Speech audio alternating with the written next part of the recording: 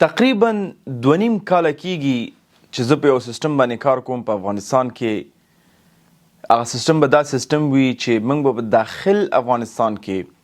وکولی شو په ټکنالوژي طریقه باندې تقریبا د میاشتې 50 میلیون نه تر 200 میلیون افغانۍ پورې امکانات برابر کو. او که چیرته دا کار ونشي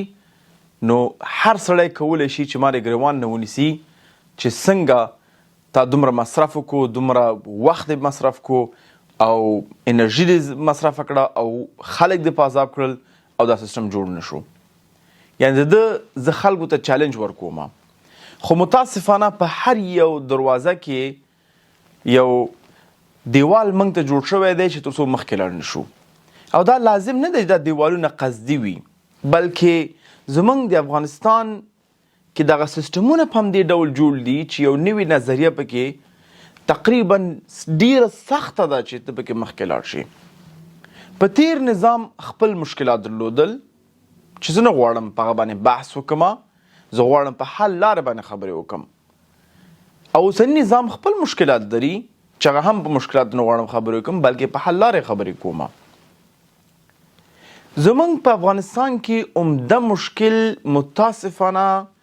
د ټولو ارګانونو خپل منځو کې همغږي نه ده. دا نن چې یو کس د مکتب نه فارغېږي، شهادتنامه راوړي، په کابل کې وظیفه اخلي، دا بیرته لیږي په خپل ولسوالۍ ته د تاییدي راوړه. زه به تاسو مثال نور هم درکم. موږ چې کله خپل د بانک سټیټمنټ راواخلو کوم ارګان ته وړاندې کړو دا زموږ بانک سټیټمنټ دی، وایي د تاییدي راوړه. حبیبي که زه بانک سټیټمنټ جعلي جوړولی شم خو تاییدي هم جوړولی شم. که موږ د خپل ارګانونو یا کوم شرکت دی یا کوم بل دی هغه جوازنامه بل چاته وړاندې کوو، دا زموږ نهاد دی، دا زموږ بنیاد دی، جد دی، جواز دی، وزارت عدلیې راکړی دی، ټاپه دی نمبر، هغه ارګان وایي تاییدي راوړه. هغوی بیرته بیا مکتوب لیږي وزارت عدلیې ته، وزارت عدلیې بیا مکتوب لیږي تاییدي یې. په دې جریان کله مکتوبونه ورک شي چې کله هغوی ته رسیږي رئیس یا خواښې مړه شوي یا د زوی واده یا حج ته تللی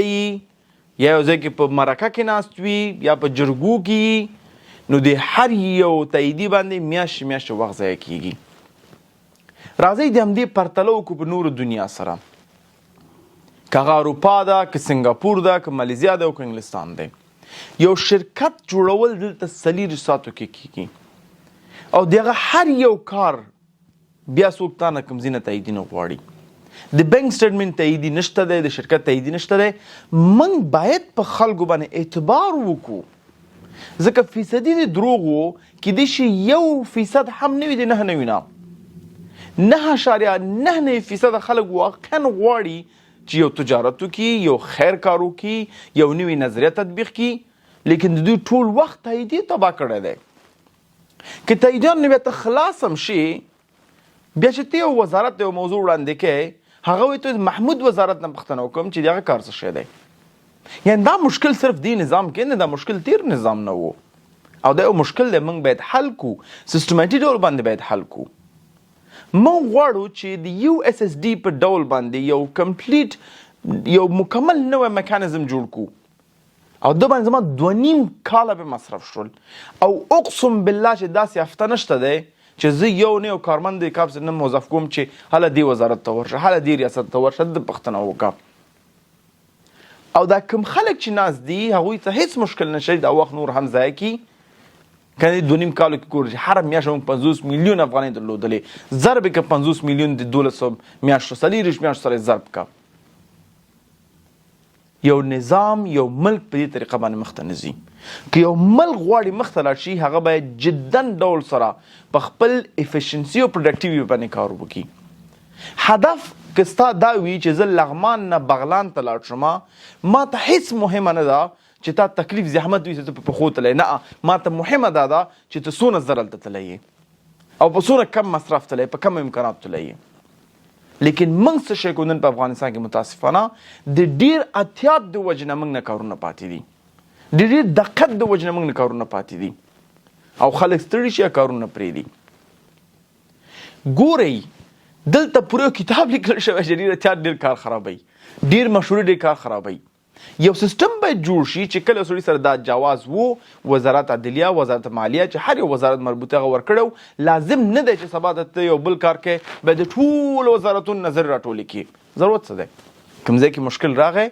بیا کولی شو سره مخکې لاړ شي موږ کولی شو شرکت جوړول ټول اتوماتیک کولی شو ټول کمپیوټرایز کو ما ته جالبه ده چې کله تذکیره اخلي ته باید بایومیټریک ورکې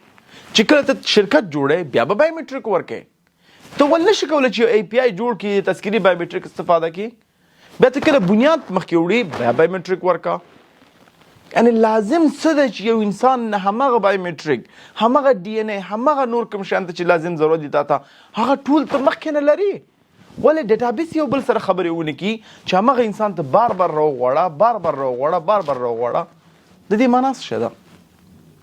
یعنی هدف باید زمونږ د هر کار دپاره د هر میکانیزم جوړولو لپاره دا وي چې څنګه خلکو ته کار اسانه کړو څنګه خلکو ته سهولتونه وړاندې کړو چې خلک کار وکړي په کم وخت کې په کمو امکاناتو په کمو پیسو باندې دا باید هدف نه وي چې څنګه موږ د خلکو ژوند سخته کړو یو متعلم چې یو ځای کې درس وایي 2000 زویونو ته ایډیانې باید واخلي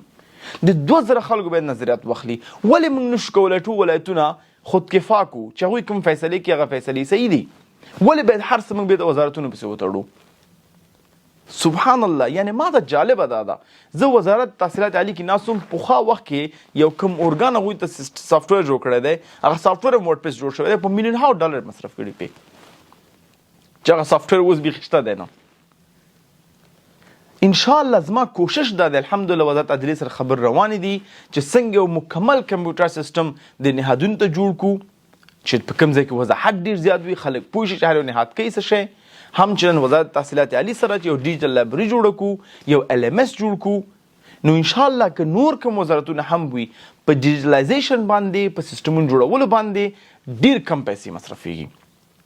که پوره LMS او پوره په دې ټول سیسټم کې $500 مصرف نشي یو دولت ته دا سیسټمونه صحیح نه دي نو زما ټول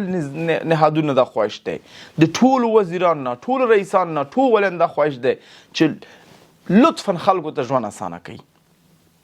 او اعتبار پې وکوئ موږ عوامو سره په جنګ کې نه یو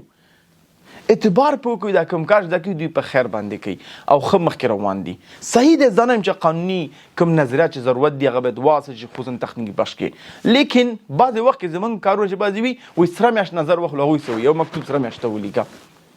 سره میاشت ولیکئ دا نظر موږ پورې اړه نه لري هله تاسو پلانکي ته مکتوب ولیکئ